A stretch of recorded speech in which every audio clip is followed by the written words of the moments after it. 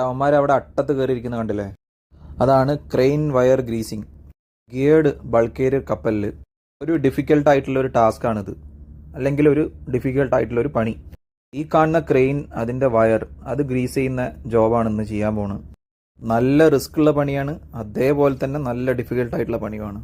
ഈ പണിയൊക്കെ ചെയ്യുന്നതിന് മുന്നേ തന്നെ നമ്മൾ എപ്പോഴും വർക്കിംഗ് അലോഫ്റ്റ് പെർമിറ്റൊക്കെ കറക്റ്റായിട്ട് ഫില്ല് ചെയ്ത് അപ്രൂവ് ചെയ്യണം.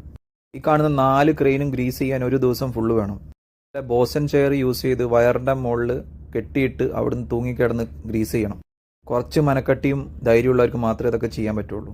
GP റേറ്റിംഗ് കഴിഞ്ഞ് ഡെക്കിൽ വന്നു കഴിഞ്ഞാൽ ഈ പണികളൊക്കെ ചെയ്യേണ്ടി വരും if you are in bulk carrier. ഇതിൻ്റെ മെയിൻ നേതൃത്വം വഹിക്കുന്ന ആൾ ബോസനാണ്. AV ആണ് വയറിൻ്റെ മുകളിൽ പോയിട്ട് ഗ്രീസ് ചെയ്യുക. OSും ട്രെയിനി OSും സ്റ്റാൻഡ് ബൈ ആയിട്ട് ഹെൽപ്പ് ചെയ്യാനുണ്ടാവും. നല്ലപോലെ ശ്രദ്ധിച്ച് ചെയ്തില്ലെങ്കിൽ നല്ല പണിയും കിട്ടും. ഇത് ഫിലിപ്പിനോ ആണ് ചെയ്യുന്നതെങ്കിൽ അവർ ബോസൻ ചെയർ യൂസ് ചെയ്യാതെ വയറിൻ്റെ മുകളിലിരുന്നിട്ടാണ് ചെയ്യുക. എങ്ങനെയായാലും അവിടെ ഇരുന്ന് ആ ബക്കറ്റിൽ നിന്ന് കൈ കൊണ്ട് ഗ്രീസ് എടുത്തിട്ട് കൈ കൊണ്ട് വയറിൽ തേച്ച് പിടിപ്പിക്കണം. അതാണ് ജോലി. അങ്ങനെ തേച്ച് പിടിക്കുന്ന സമയത്ത് വയറിന് എന്തെങ്കിലും ഡാമേജ് ഉണ്ടെങ്കിൽ അതും അറിയാൻ പറ്റും.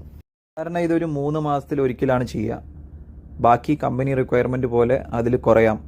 ഇത് കറക്റ്റ് സമയത്ത് ചെയ്തില്ലെങ്കിൽ വയർ ഡാമേജ് ആവാം. ലോഡിങ്ങും ഡിസ്ചാർജിൻ്റെ സമയത്ത് വയർ പൊട്ടാനും ചാൻസ് ഉണ്ട്. ഡാമേജുകളും ഇഞ്ചുറീസും വരാൻ ചാൻസ് ഉണ്ട്. So it is one of the most critical jobs on board on A bulk carrier. So ഇങ്ങനത്തെ ഈ റിസ്കി ജോബ്സ് ഒക്കെ ചെയ്യാൻ ധൈര്യമുള്ളവരും മനക്കെട്ടുള്ളവരും മാത്രം കപ്പലിലേക്ക് വന്നാൽ മതി. കപ്പലിൽ വന്നു കഴിഞ്ഞിട്ട് പിന്നെ എനിക്കത് ചെയ്യാൻ പറ്റൂല എന്ന് പറഞ്ഞാൽ അത് പറ്റൂല.